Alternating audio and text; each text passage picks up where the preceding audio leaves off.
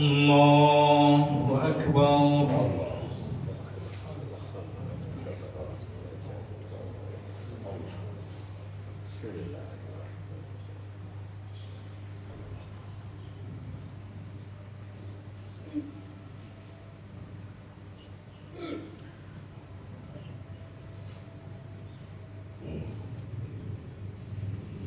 Bismillahirrahmanirrahim. Alhamdulillahi Rabbil Alamin. Ar-Rahmanir Rahim. Maliki Yawmiddin. Iyyaka na'budu wa iyyaka nasta'in. Ihdinas siratal mustaqim. صراط الذين أنعمت عليهم غير المغضوب عليهم ولا الضالين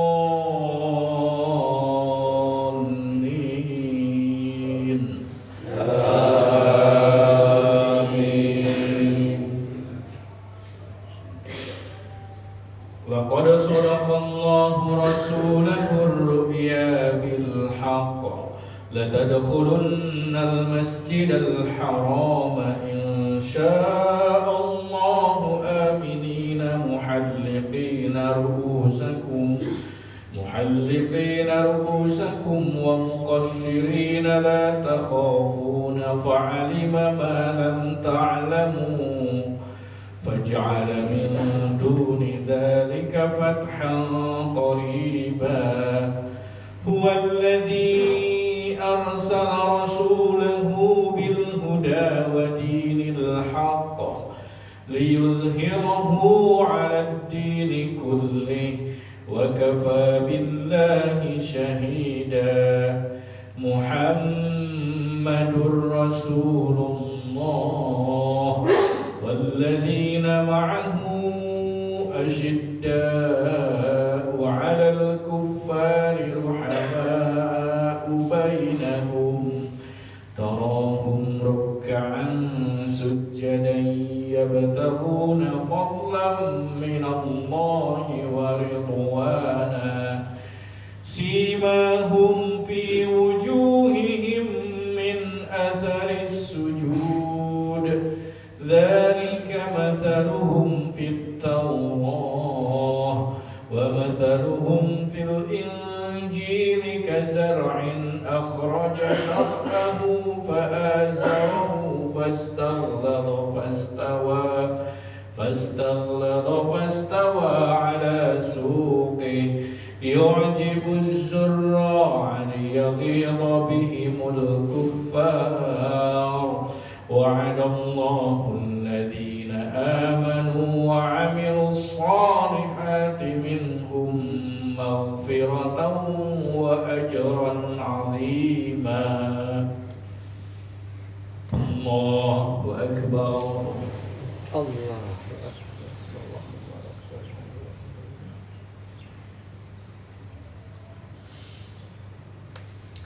سمع الله لمن حمده.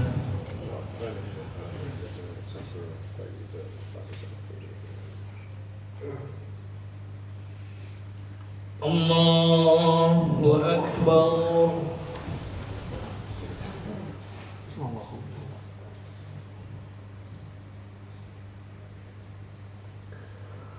الله أكبر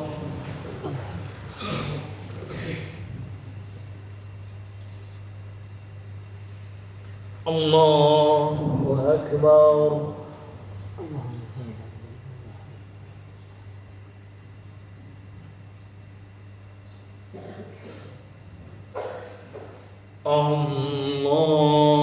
الله أكبر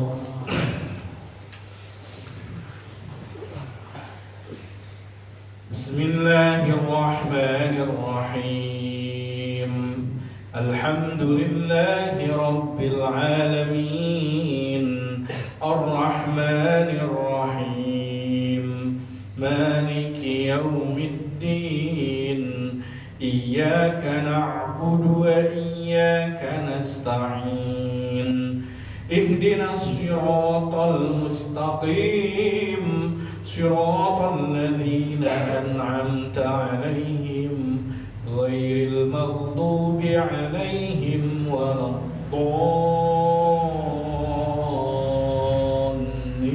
الضالين آمين بسم الله الرحمن الرحيم والضحى والليل إذا سجى ما ودعك ربك وما قلى وللآخرة خير لك من الأولى ولسوف يعطيك ربك فترضى ألم يجدك يتيما فآوى ووجدك ضالا فهدى ووجدك عائلا فأغنى فأما اليتيم فلا تقهر وأما السائل فلا تنهر وأما بنعمة ربك فحدث الله أكبر الله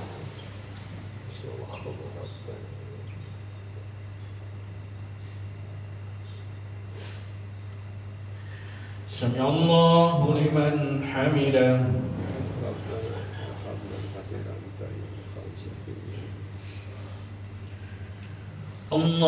الله أكبر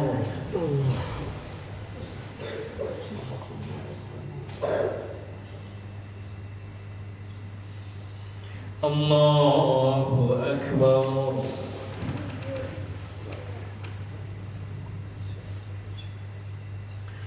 الله أكبر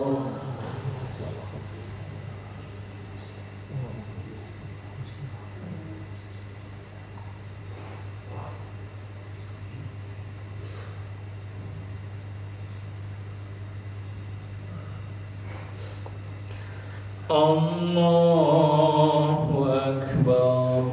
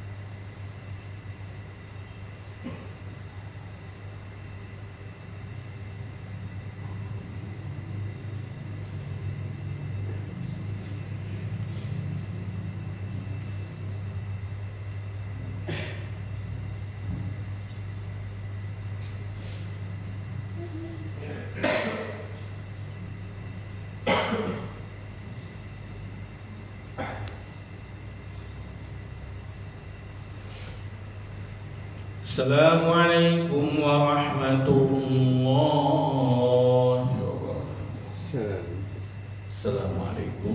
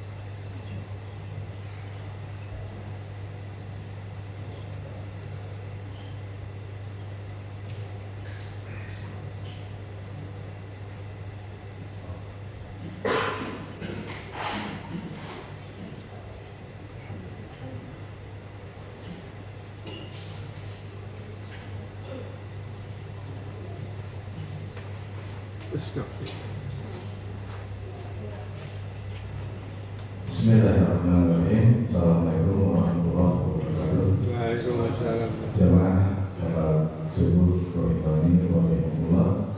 Alhamdulillah sekarang sudah masuk ke hari ketiga. Kami mengundang semua jamaah untuk tetap hadir di sini melakukan memperpanjang itikaf sampai dengan pada salat menyiapkan maghrib fajr. Mudah-mudahan kita mendapatkan berkata dengan menyimak apa yang akan disampaikan oleh Ustaz Abdul Wahab terkait sirah nabawi. Begitu mudah-mudahan kita semua diberikan kekuatan, diberikan kenikmatan, dan juga kita mendapatkan layar besar sehingga kita memperoleh lalakul takabur. Hatur nuhun.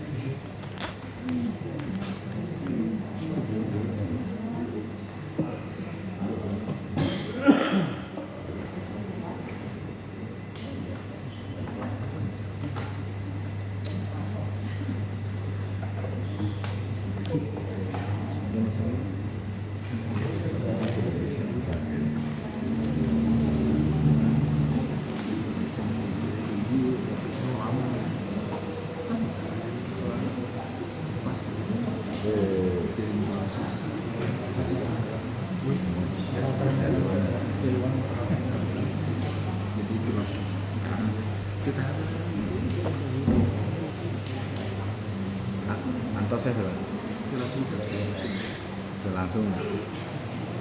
Ada tuh bangkut. Ya, enggak keluar.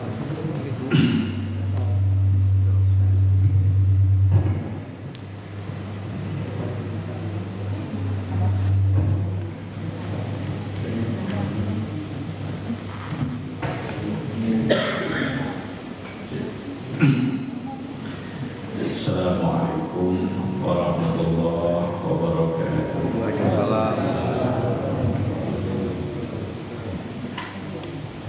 Alhamdulillah, alhamdulillahilladzi bi ni'matihi tatimmus shalihat. Alhamdulillahi hamdan katsiran thayyiban mubarakan fihi. Yuhibbu rabbuna Allah.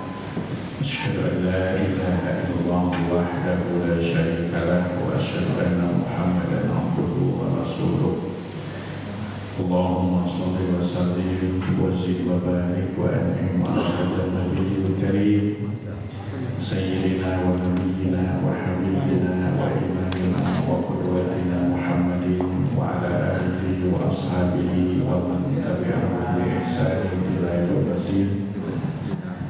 والله تعالى في القرآن العظيم أعوذ بالله من الشيطان الرجيم يا أيها الذين آمنوا اتقوا الله حق تقاته ولا تموتن إلا وأنتم مسلمون. أما بعد ربنا تقبل منا إنك أنت السميع العليم وتب علينا إنك أنت التواب الرحيم. سبحانك لا علم لنا إلا ما علمتنا إنك أنت العليم الحكيم. اللهم انفعنا بما علمتنا وعلمنا بما ينفعنا وزدنا علما يا عليم. Hadirin wal hadirat, bapak-bapak, ibu-ibu, para jamaah salat fajar yang dirahmati Allah Subhanahu wa taala. Alhamdulillah, puji dan syukur kita panjatkan kepada Allah Subhanahu wa taala yang telah menyampaikan kita semua ke hari ke 23 24. Sampai ada ikhtilaf begini. Perasaan tahun ini kayaknya sama deh ya, itu NU Muhammadiyah sama awal Ramadannya, tapi kok beda-beda. Alhamdulillah ya. Hari ke-23 ya, Masya Allah. Alhamdulillah, Allah Subhanahu wa ta'ala telah menyampaikan kita semua ke hari ke-23 dari bulan Ramadan ini. Dan Allah pun telah memberikan kesempatan kepada kita semua untuk sama-sama mengisi Ramadan ini dengan baik, dengan ibadah-ibadah, dengan mendekatkan diri pada Allah Subhanahu wa taala. Besar harapan kita Allah terima amal-amal ibadah kita selama Ramadan ini, dan dari puasa kita, dari qiyamul lail kita, dari tilawatul Quran kita, dari sedekah kita, pun begitu juga dari amal-amal soleh yang lainnya, sehingga Ramadan kali ini pun menjadi Ramadan yang terbaik selama hidup kita semua. Amin ya rabbal alamin. Hadirin wal hadirat, Bapak Ibu yang dirahmati Allah Subhanahu wa taala, di kesempatan pagi yang penuh berkah kali ini kita kembali melanjutkan kajian Sirah An-Nabawi, mengenal lebih dekat sosok manusia termulia sepanjang masa, manusia teragung sepanjang zaman, Rasulullah SAW, yang kita harapkan syafaatnya nanti di yaumul qiyamah, yang kita harapkan untuk bisa bertetangga dengannya di surga, yang kita harapkan juga untuk bisa minum dari telaga kautsarnya, yang kita terus berikhtiar berusaha memantaskan diri untuk menjadi umat beliau sallallahu alaihi wasallam. Amin. Hadirin wal hadirat, Bapak Ibu yang dirahmati Allah Subhanahu wa taala, di pembahasan yang lalu kita telah sama-sama membahas tentang silsilah nasab dari Rasulullah sallallahu alaihi wasallam yang tidak memiliki cacat, yang tidak memiliki celah, yang menjadi nasab sempurna sehingga pribadi yang sempurna lahir dari keluarga yang sempurna yang Allah Subhanahu wa taala pilihkan dari keluarga Nabi Ibrahim alaihi salam melalui jalur Nabi Ismail alaihi salam.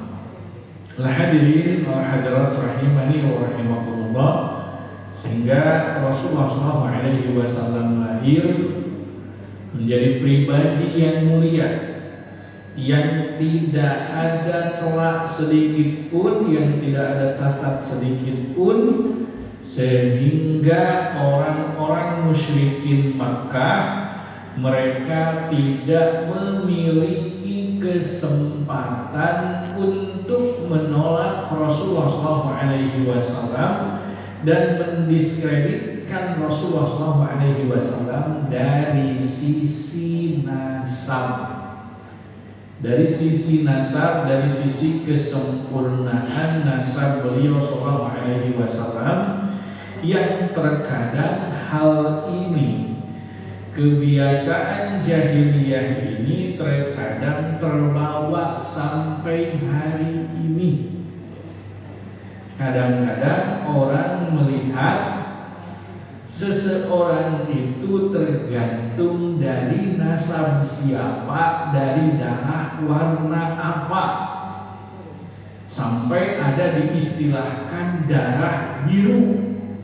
Betul tidak? Ya kan? Dan itu perlakuannya akan berbeda ketika yang lahirnya dari darah yang berontok, gitu kan? Ya, beda. Sampai sekarang mah ada istilah anak sultan, ya kan? Gitu. Anak merah, ya kan? Yang padahal belum jadi apapun, gitu kan? Bahkan masih bayi, masih anak kecil, karena anak darah biru, sehingga beda perlakuannya. Bahkan ketika melakukan sesuatu yang tidak semestinya pun biasanya dianggap suatu kewajaran atau bahkan ada toleransi. Berbeda halnya dengan yang melakukannya itu tidak berwarna apa-apa darahnya, ya kan? Tidak memiliki kehormatan apapun. Nah, ini disebutnya dengan istilah fanatisme jahiliyah. Hadirin dan hadirat rahimani wa rahimakumullah, sehingga Rasulullah SAW ini bersih dari celaan fanatisme jahiliyah. Nah, hadirin dan hadirat rahimani wa rahimakumullah, ini sepertinya volumenya terlalu keras ya. Hadirin hadirat Bapak Ibu para jamaah yang dirahmati Allah Subhanahu wa taala, Rasulullah SAW lahir memiliki keistimewaan tersendiri, bahkan terkait dari tahun kelahiran Rasulullah SAW yang sangat masyhur sekali.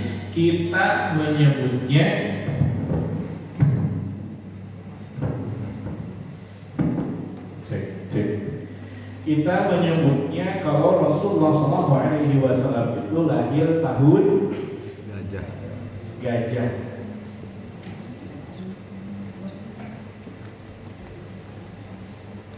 Ya. Rasulullah SAW lahir tahun gajah, yang mana disebut tahun gajah ini bukan penyebutan tahun Cina ya, yang tiap tahun kadang-kadang berganti. Kadang ganti jadi tahun tikus, tahun apa ular kan begitu. Ini bukan tentu. Al-hadirin wa hadirat rahimani wa rahimakumullah. Orang-orang Arab zaman dulu bahkan sampai Rasulullah diutus menjadi nabi dan rasul, bahkan sampai Rasulullah wafat, bahkan sampai Abu Bakar sendiri pun wafat sebagai pengganti Rasulullah SAW. Sejatinya Islam belum punya tahun seperti sekarang ini yang kita kenal dengan istilah tahun apa? Hijrah. Tahun Hijriah. Belum. Jadi budaya di Arab itu tidak ada tahun. Yang ada terus bulan berganti dan mereka tahu kalau satu tahun itu 12 bulan, tapi tidak punya perhitungan tahun. Jadi kalau bulan mereka pun tahu dan mereka sangat memuliakan bulan-bulan haram. Karena penetapan tahun ini pun Allah tetapkan sejak penciptaan langit dan bumi. Allah sampaikan di dalam surat At-Taubah ayat 136, Inna iddatash syuhuri indallahi 12 syahran fi kitabillah yawma khalaqas samawati wal ardh.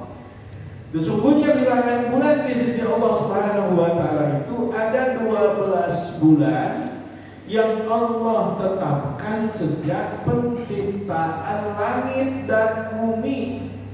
Ini artinya ketika Nabi Adam alaihi salam turun ke bumi pun Nabi Adam sudah mengajarkan putra-putranya tentang peralihan bulan, tentang tanggal, ya, peralihan bulan tanggal, tapi tidak ada peralihan tahun. Ketika sudah bertemu dengan bulan yang sama, maka itu terus saja berputar begitu saja, hanya hitungan bulan tanpa ada tahun. Sampai ke orang-orang Quraisy, sampai ke zaman Rasulullah SAW, sampai ke Rasulullah SAW wafat pun itu tidak ada tahun, dan lagi-lagi Islam pun tidak memiliki tahun. Gak apa-apa kalau nggak bisa makan, biar aja, nggak apa-apa, insya Allah. Mudah-mudahan tidak mengurangi khidmat kita dan semangat kita dalam kajian Allah Subhanahu wa taala. Ya. Hadirin para hadirat, Bapak Ibu yang dirahmati Allah Subhanahu wa taala. Nah, lalu orang-orang Arab suka memakai peristiwa penting bagi mereka itu dinamai dengan tahun bagi mereka. Sementara pada saat Rasulullah SAW lahir, sekitar 40 hari atau 50 hari sebelum Rasulullah SAW lahir, terjadi peristiwa penyerangan Ka'bah oleh pasukan Abraha. Maka karena pasukan Abraha ini memakai gajah, kendaraannya memakai gajah, maka pada saat itu disebutlah tahun gajah. Karena apa? 20 tahun setelah peristiwa gajah ini terjadi peristiwa yang amat sangat berharga bagi orang-orang Makkah, yakni yang disebut dengan Hilful Fudul. Tahun pun jadi berganti dengan tahun Hilful Fudul. Jadi pada awalnya tahun gajah, 2 gajah, 3 gajah, 4 gajah, gitu. Ya. 20 tahun kemudian ganti jadi tahun Hilful Fudul, 2 Hilful Fudul, 3 Hilful Fudul. Dan itu pun bukan tahun yang baku. Bukan tahun yang baku. Karena apa? 15 tahun setelah peristiwa Hilful Fudul, tahun pun berganti kembali. Karena 15 tahun setelah Hilful Fudul terjadi peristiwa yang sangat berharga bagi penduduk Makkah, yakni renovasi Ka'bah secara besar-besaran. Maka ganti pula tahun jadi tahun renovasi Ka'bah, 2 renovasi Ka'bah, 3 renovasi Ka'bah. Jadi begitu terus. Sehingga kalaupun Rasulullah SAW disebut lahir tahun gajah, lagi-lagi sejatinya tahun itu tidak baku bahkan untuk orang Arab sekalipun. Namun tentunya tahun gajah ini menjadi peristiwa yang amat sangat penting, yang sangat berhubungan dengan kelahiran Rasulullah Sallallahu Alaihi Wasallam, yang Allah pun abadikan di dalam surat Al-Fil. Alam tara kaifa fa'ala rabbuka bi ashabil fil, yang mana tentunya surat Al-Fil ini Allah hubungkan dengan peristiwa penyerangan pasukan Ka'bah, pasukan Abraha dengan menggunakan alat transportasi gajah, gitu ya, yang mana walaupun tidak seluruh pasukan menggunakan gajah, jadi gajahnya itu cuma hanya 13 atau 14 gajah. Ya, dari 20.000 orang pasukan itu gajahnya cuma 13 atau 14 gajah. Yang tujuannya gajah itu kakinya, sebelah kaki belakangnya diikatkan rantai besar.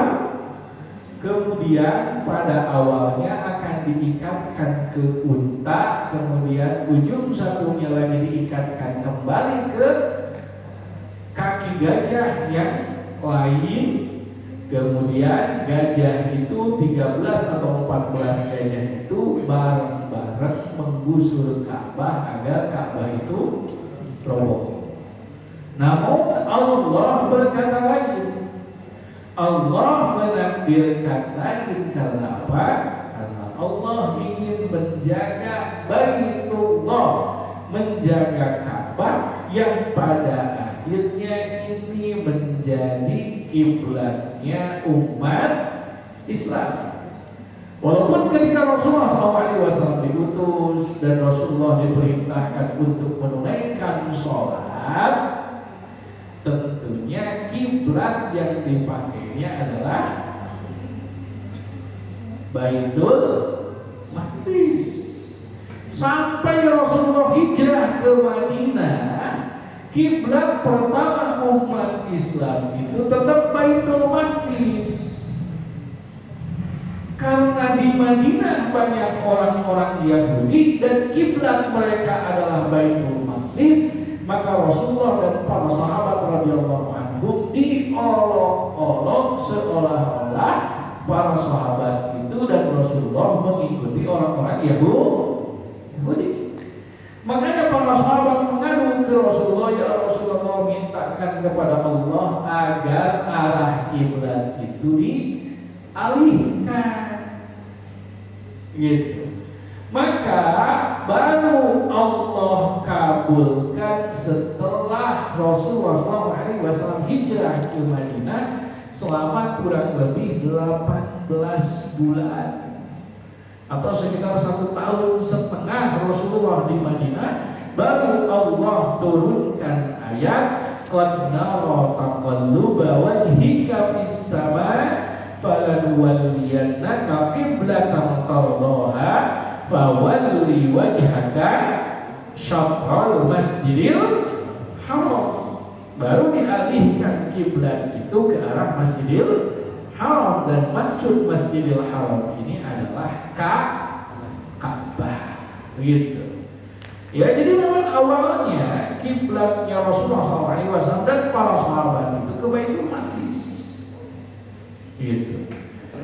Sehingga hadirin hadirat rahimani wa rahimakumullah, kisah pasukan gajah ini menjadi momen yang paling istimewa bagi orang-orang Makkah sampai pada akhirnya tahun tersebut dinamai dengan istilah tahun gajah. Dan lagi-lagi Allah pun abadikan peristiwa ini di dalam Al-Quran sebagai bentuk persiapan Allah Subhanahu wa Ta'ala untuk menyambut Nabi terakhir, yakni Rasulullah SAW. Lalu peristiwa pasukan gajah ini bermula dari kisah seorang pemuda yang beragama Nasrani yang bernama Fimmiyun. Dia orang Palestina yang tentunya pada saat itu Palestina agamanya adalah Nasrani.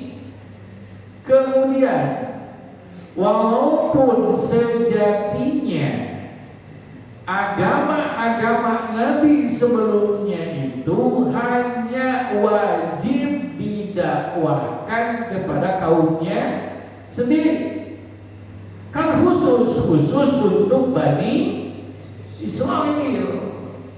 Ya, jadi nabi-nabi sebelumnya itu khusus hanya untuk kaumnya. Nabi Nuh alaihi salam untuk kaumnya, Nabi Hud untuk kaumnya yang dikenal dengan istilah kaum Ad. Nabi Saleh hanya untuk kaumnya yang kita kenal dengan kaum Thamud. Nabi Lut alaihi salam terkenal beliau diutus untuk berdakwah hanya untuk kaum apa disebutnya? Kaum Sodom. Yang ini sudah jadi istilah di kita untuk suatu penyimpangan. Awalnya itu nama daerah. Ya, awalnya itu nama daerah. Cuman orang-orang di daerah tersebut laki-lakinya menyimpang, gitu ya, laki-lakinya menyimpang, laki-laki suka laki-laki, maka akhirnya perbuatan tersebut disebutlah apa? Sodomi. Itu dari nama daerah kaum Nabi Lut. Yang perbuatan itu sampai sekarang pun dinisbatkan, disandarkan kepada daerah tersebut. Gitu. Nah, berbeda halnya dengan Rasulullah SAW. Allah wajibkan dakwah Rasulullah SAW itu bagi seluruh alam. Bahkan bukan hanya sekedar berdakwah kepada manusia, tapi Rasulullah SAW pun berdakwah untuk kalangan jin yang memang terkena hukum taklif, terkena kewajiban. Wa ma khalaqtul jinna wal insa illa liya'budun. Kata Allah, aku tidak menciptakan jin dan manusia kecuali hanya untuk beribadah. Nah, dari sinilah Rasulullah SAW sendiri bukan hanya sekedar dakwah beliau itu untuk kalangan manusia, beliau SAW pun berdakwah untuk kalangan jin. Maka Allah abadikan di dalam surat Al-Jin, dan Allah abadikan pula di dalam surat Al-Ahqaf tentang bagaimana dakwah Rasulullah SAW kepada golongan jin. Makanya di Makkah itu, di wilayah Gaza, ya, di wilayah Gaza. Kalau kita keluar dari wilayah Marwah tempat sa'i, ya, keluar dari pintu Marwah, kemudian belok kanan, kemudian dulu itu peralihan pasar Seng di situ, ya, yang awalnya di daerah Mismalah, pasar Seng itu dipindahkan ke daerah Gaza, dan sekarang pun sudah tidak ada pasar Seng itu, sudah tidak ada di daerah Gaza itu, ya, beralih ke Kakiah pasar Seng itu, ya. Jadi orang-orang sekarang kalau mau nyari yang murah-murah untuk oleh-oleh itu datangnya ke sana, ke Kakiah. Sekarang udah lebih modern lagi, pasar Sengnya pindah ke toko oranye, pindah ke toko hijau, ya, pasar online gitu ya. Jadi kadang-kadang jamaah umroh, jamaah haji itu belum berangkat pun oleh-olehnya sudah ada di rumah, gitu. Belanja dari pasar baru, kan, gitu ya, belanja dari toko online. Jadi udah jarang sekarang jamaah itu minta diantar ke pasar Kakiah, udah jarang sekali. Saya terakhir ke pasar Kakiah itu 2 tahun yang lalu. Jamaah minta diantar ke sana itu 2 tahun yang lalu, setelah itu gak ada lagi. Ya, karena apa? Sekarang udah lebih canggih, bahkan justru lebih murah di toko oranye daripada di Mekah, di Madinah itu sendiri, gitu. Ya, nah hadirin hadirat rahimani wa rahimakumullah, dulu pasar saya di Gaza dan sekarang sudah tidak ada. Nah, sekarang jadi terminal di Gaza itu, dari terminal, ya, dan ada 2 terminal besar di Mekah itu untuk titik akhir mobil-mobil shuttle untuk para jamaah umroh haji, gitu ya. Yang satunya di Jarwal namanya, yang satunya lagi di Gaza ini. Nah, setelah terminal Gaza kita nemu yang namanya Masjid Jin. Ada ya, di sana itu ada namanya Masjid Jin. Walaupun sebetulnya yang di dalamnya yang sholatnya tetap manusia aja. Gitu. Walaupun entah jin pun sholat di situ atau ke Masjidil Haram juga, gitu, jinnya. Kenapa? Udah dekat posisinya sekarang, gitu. Nah, setelah Masjid Jin baru Maklah, pemakaman Maklah Mekah. Ya, yang di situ Khadijah bintu Khuwailid istri Rasulullah dimakamkan, dan putra-putra beliau pun dimakamkan di sana.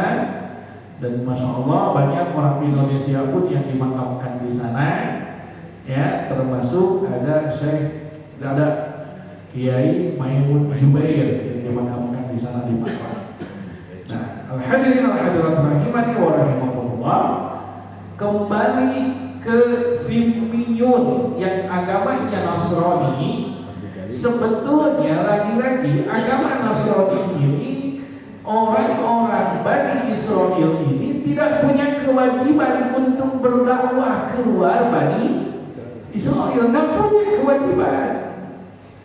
Tapi karena merasa agama Nasrani saat itu merupakan agama yang benar, dan jangan membayangkan agama Nasrani hari ini yang sudah menyimpang. Nasrani hari ini yang sampai ke Indonesia sudah sangat jauh menyimpang. Itu mah bukan agama Nasrani turun dari Allah, tapi agama buatan manusia, buatan Paulus yang sudah kental dengan unsur politik dan kekuasaan. Gitu. Agama Nasrani dulu itu agama samawi yang dibawa oleh Nabi Isa alaihi salam, yang sama ajarannya mentauhidkan Allah. Wa ma arsalna min qablika fir rasulin illa nuhi ilaihi annahu la ilaha illa ana fa'budun. Dan tidak ada satu orang rasul pun sebelummu kepada Rasulullah, ya, kecuali mereka itu diutus untuk menyerukan kalimat la ilaha illallah. Itu kalimatnya sama. Dari mulai Nabi Adam mengajarkan anak-anaknya, Nabi Idris mengajarkan saudara-saudaranya, Nabi Nuh mengajarkan kaumnya, Nabi Musa, Nabi Isa. Oh, yang mana silakan? Mangga, kalau penasaran, mangga, siap. Oke, siap.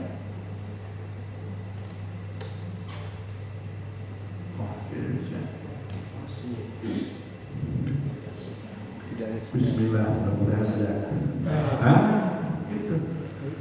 Kenapa nggak dari tadi? Siap. Nah, lagi-lagi hadirin hadirat rahimani wa rahimakumullah. Nah, karena Fimmiyun ini merasa kalau agama Nasrani ini merupakan agama yang benar dan agama tauhid, yakni ajarannya mentauhidkan Allah Subhanahu wa taala. Mohon maaf sebentar, agama Nasrani hari ini yang sampai ke kita justru ajarannya adalah Trinitas. Dengan konsep apapun itu Trinitas.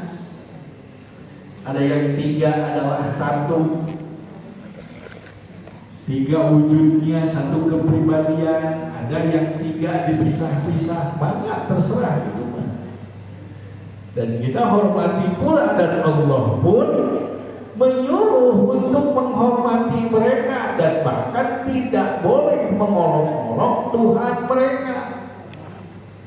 Bahkan yang nyembah apapun tetap harus dihormati.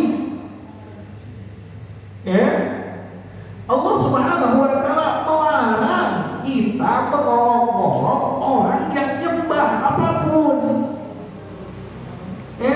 Walaupun dia nyembah patung, nyembah kuburan, nyembah apapun, tidak boleh kita olok-olok. Pilih aja pilihannya. Karena untuk Islam sendiri pun tidak ada paksaan. La ikraha fiddin. Tidak ada paksaan dalam beragama. Inilah mulianya Islam. Allah melarang mengolok-olok Tuhan apapun yang disembah oleh orang lain. Karena apa? Efeknya orang lain itu nantinya akan mengolok-olok Allah. Begitu. Biarkan saja mau nyembah batu, mau nyembah berhala, mau nyembah gunung, mau nyembah Nyi Roro Kidul, kan ada kan lengkap di kita, ya. Mau nyembah kereta sama, itu salah. Tidak boleh diolok-olok, biarin aja. Itu pilihannya, itu pilihan. Ya, nah, alhamdulillah. Lagi-lagi kembali kepada Fimmiyun, agama Nasrani yang lurus mentauhidkan Allah Subhanahu wa taala. Fimmiyun akhirnya dia keluar dari Palestina karena merasa berkewajiban untuk mendakwahkan tauhid ini. Agar orang lain bisa sama-sama menyembah Allah, murni hanya menyembah Allah, begitu. Akhirnya Fimmiyun ini keluar dari Palestina menuju ke arah Mesir. Qadarullah, di perjalanan terjadi kekacauan, terjadi perampokan yang efeknya Fimmiyun tertawan dan pada akhirnya jadi hamba sahaya. Jadi budak yang dijual belikan sampai pada akhirnya Fimmiyun dibeli oleh salah seorang saudagar dari Najran. Najran ini wilayah Afrika, ya, lebih dekat ke Ethiopia. lebih dekat ke Ethiopia, dan Najran ini kalau tidak salah wilayah Ethiopia, sudah masuk ke wilayah Ethiopia. Ya, yang mana kemudian Firmiyun ini di sana tetap menjalankan ketauhidannya, tapi tidak berani berdakwah, belum berani berdakwah. Sampai pada akhirnya majikannya suatu malam dia terbangun, malam terbangunnya itu karena pengen buang air atau karena pengen apa lah gitu ya. Yang jelas tengah malam majikannya terbangun, kemudian lewat ke kamar Firmiyun. Tiba-tiba kamar Firmiyun ini bersinar, bercahaya, dan cahayanya berbeda dengan kebiasaan cahaya yang ada pada saat itu. Kira-kira saat itu, kira-kira cahaya paling apa di malam hari itu? Ya, jangankan zaman itu yang ribuan tahun, bukan ribu ya, berarti kan ratusan, 1000 tahun atau 2000 tahun yang lalu lah mungkin, ya kan? Gitu. Kita aja, mohon maaf, saya aja waktu kecil yang listrik belum masuk pedesaan, kan kalau malam-malam itu paling banter pakai lampu tempel, lampu minyak tanah. Ya kita bisa ukur cahayanya segimana gitu loh. Ya kan? Ya, mungkin nih bapak-bapak yang zaman dulu ngalami lah kan gitu. Ya. Nah, ya tentunya terukur cahaya malam hari. Nah, tiba-tiba majikannya Firmiyun ini lewat ke kamar Firmiyun, tiba-tiba melihat cahaya yang sangat bersinar dari kamar Firmiyun itu, dan terlihat cahaya itu dari tubuhnya Firmiyun yang Firmiyun sendiri tidak menyadari.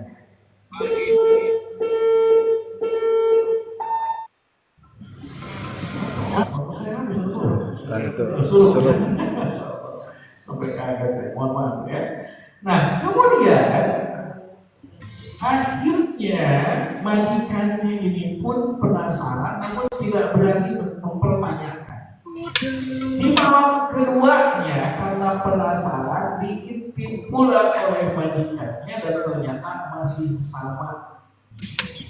Ya, ketika lewat ke kamarnya, itu cahaya bersinar dari tubuh Firmiyun sampai 3 kali.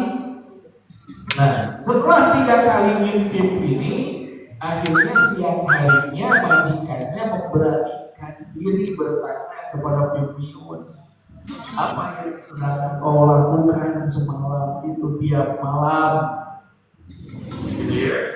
Kemudian Firmiyun mengatakan, saya melaksanakan qiyamul lail.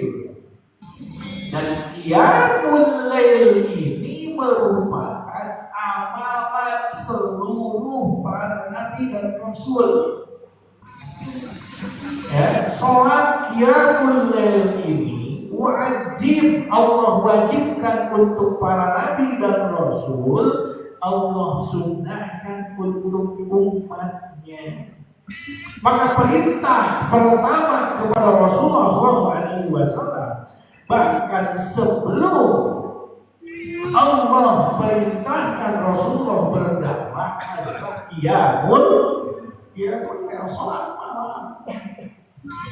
Dengan turunnya ya ayyuhal muzammil qumil laila illa qalila nisfahu awil kusminhu qalilan aw zid alayhi wa rattilil qur'ana.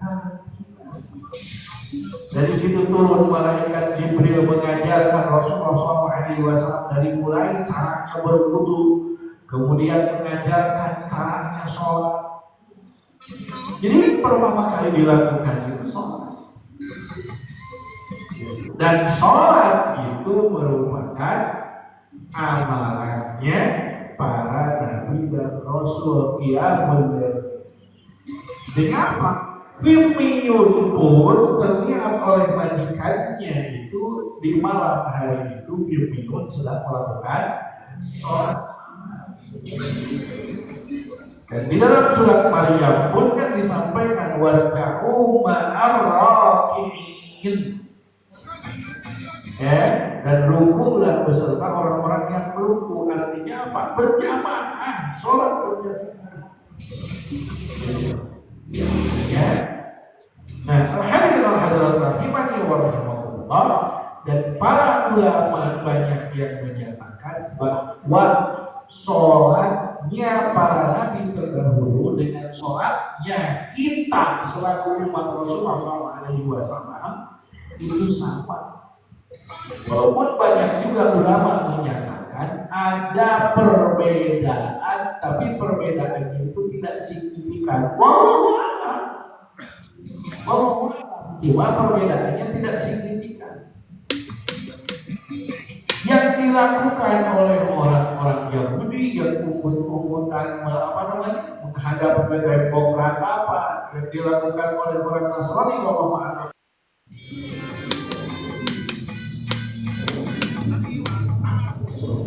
Kasih Ali balik ya. Kita berangkat dulu lepas.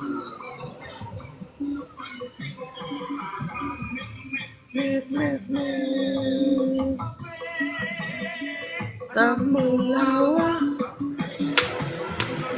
dikit neng awak nanti rusak dia bercerah.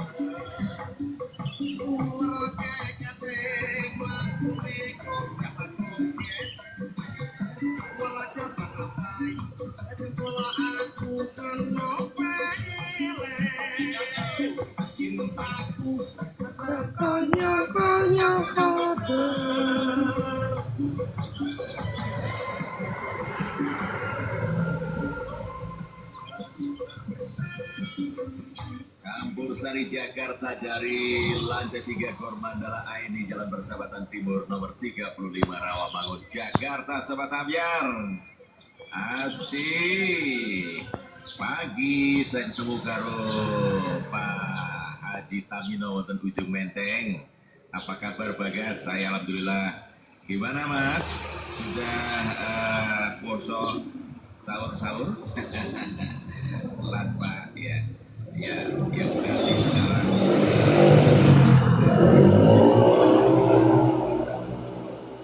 oke lah ngucapin kembali Mas Bagas tak kopro atau sing kopro tak jogeti menika kagem konco-konco sing wis padha bangun setelah sahur sholat subuh nggak tidur lagi. Selamat pagi aja ya Sobat Ambyar di mana saja. Soto Babat, Assalamualaikum, waalaikumsalam warahmatullahi wabarakatuh. Ada Risa Kebun Pala Halim Perdana Kusuma Jakarta Timur. Untuk Bagas lan kru, selamat bertugas sampai tuntas, sehat-sehat terus, selamat menjalankan ibadah puasa dan berkah rezeki pun Mas Bagas. Amin. Lanjut, Bagas juga ketemu menikah kal sampunya wiji dari tadi kok yo. Jadi ini muter-muter wae iki, muter-muter komplek olahraga apa gimana nih? Oh, yang berikutnya nih ada Arini Umi, ya, matur suwun Ibu Arini, minta disapa saja karo Bagas, selamat menjalankan ibadah puasa. Mas Yoik wonten Cikarang Selatan, gimana Bagas? Apanya gimana? Sudah lebaran apa belum? Mas Yoik nih, waduh, kok joget gini, joget terus ya. Resno ke Mekah Mertua, oh, tiba tegok jalur lagu di ya. Selamat pagi, selamat bertugas sampai tuntas. Mudah-mudahan semuanya bisa berjalan dengan lancar. Amin. Masih lagi foto libur. Iya, wis ana sing mungkin mau melakukan perjalanan jauh kayak ini. Wis padha mau mudik, mudah-mudahan selamat sampai tujuan gitu ya, Mas Yoik ya. Mas Yoik kapan pulang kampung ki? Ayo bareng-bareng karo koncone biar rame ning dalan ki. Halo Mas Bagas, halo juga apa kabar? Saya saking Rawabuaya niko. Ojo lali Mas Bagas, ojo ketinggalan Campur Sari. Aku standby terus, nggak bakalan pergi kemana-mana. Itu saking kulo dari wonten Rawabuaya Mas Hoiri. Oke, sampun sahur nopo dereng. Karena ngomongin sahur sih wes lewat ya. Yang ada tinggal sarapan pagi. Pagi Sobat Ambyar, yuk kita joget lagi ya. Ini dia Ono Sentir Lemah Potro.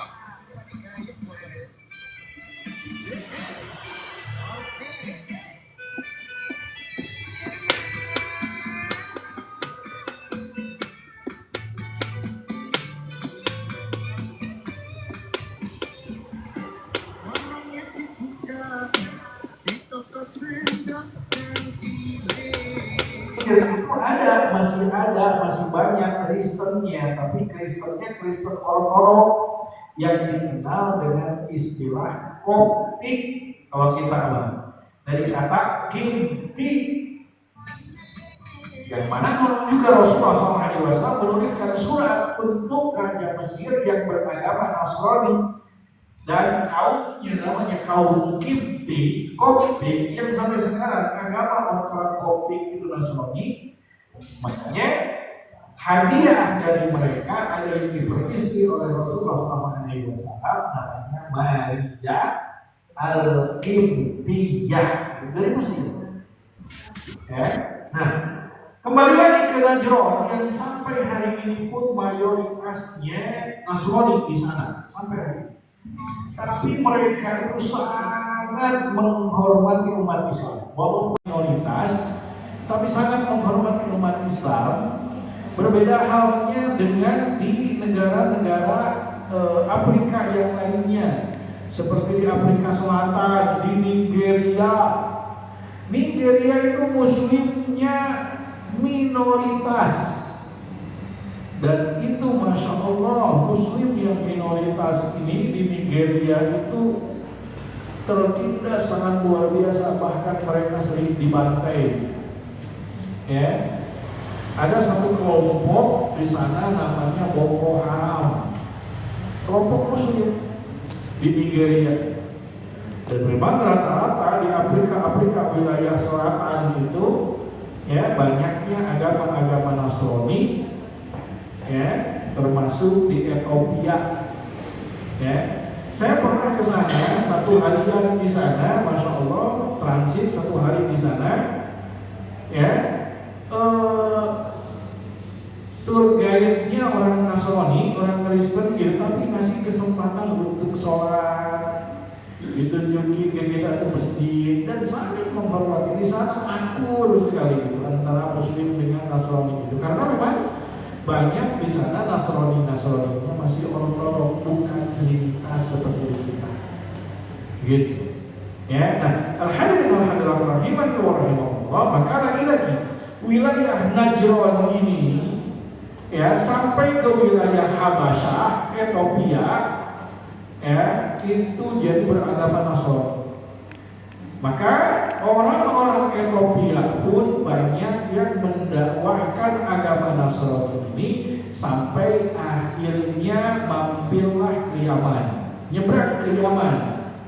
Ya, dan Ethiopia ini nyebrang ke Yaman. Jadi masuk ke Jazirah Arab, agama Nasrani itu awal mulanya ke Yaman. Nah, di Yaman inilah mulai tersebar secara sembunyi-sembunyi agama Nasrani, dan Yaman pada saat itu agamanya adalah agama Yahudi, tapi Yahudinya pun tidak terlalu tahu banyak tentang Yahudi, hanya mereka mengaku agama mereka adalah Yahudi yang sejatinya lagi-lagi Yahudi yang lurus pun mereka mentauhidkan Allah. Dan di Yaman sampai saat ini masih tersisa ada 3% penduduk Yahudi di Yaman, dan Yahudinya Yahudi ortodoks, sangat mirip ajarannya dengan ajaran Islam. Mereka berpegang teguh terhadap kitab Taurat, walaupun kitab Taurat ini sudah banyak perubahan tentunya. Ya, tapi apa? Mereka sama, ada sholatnya, walaupun sholat mereka aguk-agukan gak jelas gitu. Ada istilah baca kitab Taurat, sama keutamaannya seperti baca Quran. Seperti kita baca Quran menurut mereka gitu loh. kitab Taurat itu. Ya, dan bahkan Masya Allah banyak syariat-syariat yang sangat mirip dengan syariat Islam. Karena memang sumbernya sama dulunya dari Allah Subhanahu wa Ta'ala. Syariat tentang menikah ada syarat rukunnya yang harus ditunaikan. Kemudian yang paling unik lagi penyembelih. Mereka kalau ke pasar tidak mau beli hewan yang sudah mati, walaupun sembelihan umat Islam yang benar-benar sesuai dengan syariat, mereka tidak mau. Kalau beli ayam, beli kambing, mereka akan bawa hidup-hidup dari pasar.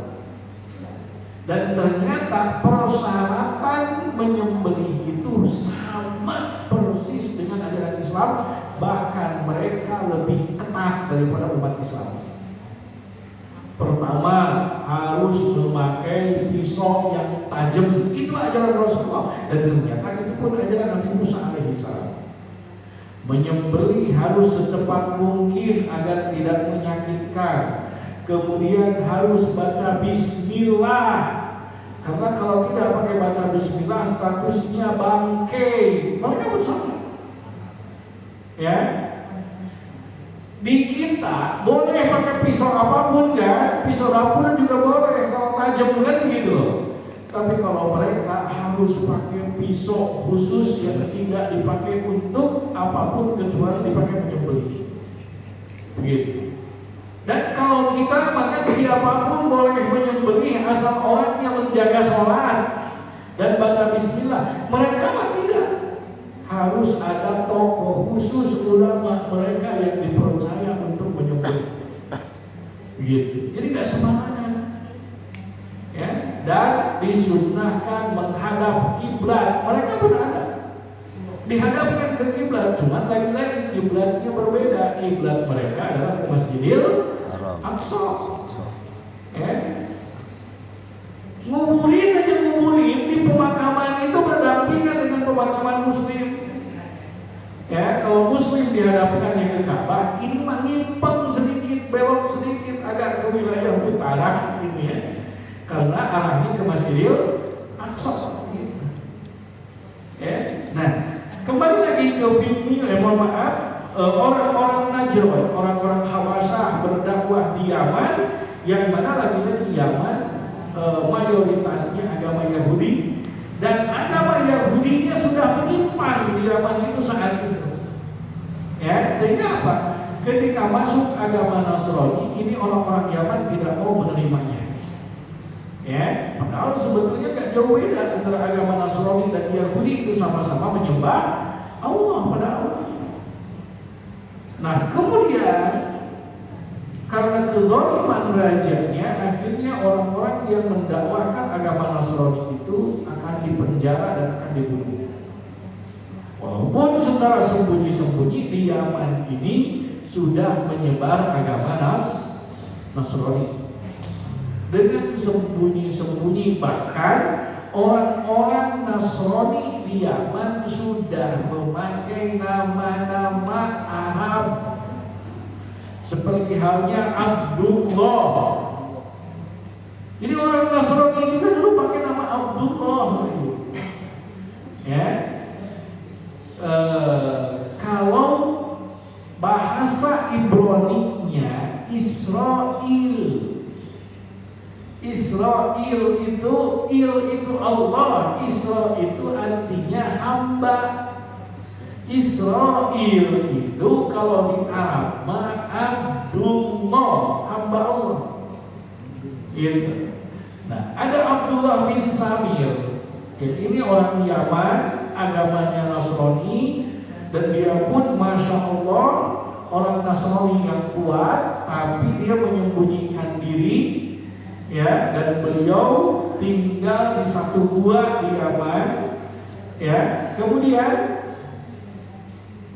Abdullah bin Samir ini ya tinggal di satu gua. Kemudian di Yaman agamanya Yahudi, tapi Yahudinya tidak terlalu istilahnya tidak terlalu aware dengan agama mereka, justru mereka lebih percaya ke dukun, lebih percaya ke tukang sihir. Dan tukang sihir penasehat negara pada saat itu usianya sudah tua. Kemudian karena sudah tua, akhirnya kerajaan pun mengadakan sayembara audisi dukun, audisi penyihir gitu ya, penyihir dukun gitu ya, untuk menggantikan penasehat negara. Akhirnya apa? Akhirnya banyak orang daftar gitu ya, pengen audisi, kemudian terpilihlah seorang laki-laki pemuda yang cerdas, ya, dari luar kota, ya, dari luar pusat kota Yaman pada saat itu, ya. Kemudian akhirnya terpilih dan mulailah dia diajarkan sihir di kerajaan. Tapi dia tidak mau tinggal di kerajaan, pengen tetap di rumahnya karena dia harus menjaga ibunya. Jadi akhirnya dia bolak-balik rumah kerajaan, rumah istana begitu. Kemudian pada suatu hari ketika pulang dari istana, terjadi hujan lebat, dia mampir ke satu gua. Kemudian di gua itu ketemulah dengan Abdullah bin Samir. Abdullah bin Samir ini mendakwahi pemuda ini. Panggillah namanya Gulam. Ya, Gulam. Ya. Ini Gulam ini akhirnya lebih tertarik belajar kepada Abdullah bin Samir daripada belajar kepada dukun penyihir itu. Karena lebih rasional apa yang disampaikan oleh Abdullah bin Samir. Lama-lama dia gak nyampe ke istana, dan lama-lama lebih seneng di gua, nggak pulang, nggak nyampe ke istana gitu. Akhirnya ketika ditanya oleh orang istana, kemana aja? Dia jawab, saya ada terus di rumah. Ditanya oleh ibunya, kemana kamu nggak pulang-pulang? Saya terus di istana, gitu kan gitu, karena lebih sibuk di istana, begitu aja. Nah, dan lama-kelamaan Gulam ini galau, ya, mana yang benar? Apakah Abdullah bin Samir atau apa namanya siapa? Dukunnya, gitu kan, istana. Maka akhirnya di tengah perjalanan ketika berangkat ke istana, berjumpa dengan orang-orang yang banyak yang terhalangi oleh hewan besar. Akhirnya disitulah Gulam membuktikan gitu ya, minta kepada Allah, ya Allah, mana ini yang lebih sakti gitu, engkau atau dukun? Ya, kalau engkau memang lebih sakti, lebih agung, maka tolong aku bisa mengalahkan gabah ini hewan. Maka dia ngambil batu, kemudian mengucapkan bismillah, dilemparkanlah itu hewan itu, dan akhirnya seketika jatuh di gabah. Maka orang-orang yang ada mengira kalau Gulam ini sudah jadi dukun yang sakti. Tapi Gulam mengatakan enggak, justru saya kufur terhadap dukun dan saya beriman kepada Allah, dan kalian pun harus beriman kepada Allah. Sampailah kabar itu kepada istana, dan istana marah, raja marah. Kemudian Gulam diperintahkan untuk dibawa ke gunung, untuk dibawa ke gunung agar dilemparkan dari gunung. Tapi ternyata yang pasukan yang membawa Gulam inilah yang meninggal dunia di gunung.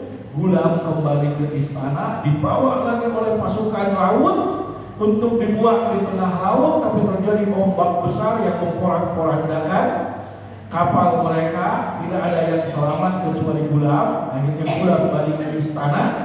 Kemudian Gulam menawarkan kepada raja pada saat itu, kamu tidak bisa membunuh saya kecuali dengan anak panah yang saya miliki.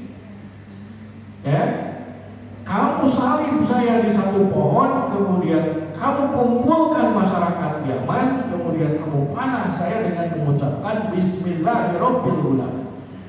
Karena raja ini sangat benci terhadap Ghulam, gak nyadar dia. Langsung dia naik ke balkon istana, Ghulam disalib, masyarakat Yaman dikumpulkan, kemudian apa? Dipanah dengan teriak Bismillahirrahmanirrahim. Langsung panah nancep di Ghulam dan Ghulam pun meninggal dunia. Nah ini berani berkorban. Dan orang-orang yang menonton pada saat itu justru malah teriak mengatakan amanna bi rabbil Ghulam. Kami beriman kepada Tuhannya Ghulam. Raja marah, akhirnya apa? Dia membuat parit besar dan orang-orang satu-satu ditanya ya untuk murtad atau tetap beriman kepada Allah. Satu-satu dilemparkan ke parit api. Yang mana kisah ini Allah abadikan di dalam surat Al-Buruj was-sama'i dzatil buruj wa yaumil maw'ud wa syahidin wa mashhud qutila ashabul ukhdud. Ini ashabul ukhdud ini pemilik parit. An-nari dzatil waqud idhum 'alaiha qu'ud wa hum ala ma yaf'aluna bil mu'minina syuhud wa ma naqamu minhum illa an yu'minu billahil azizil hamid. Nah, dari sini tidak ada yang bisa selamat, semuanya masuk parit api kecuali satu orang. Ya, namanya Abdullah Allahumma sholli ala Muhammad. Allahumma sholli ala Muhammad, namanya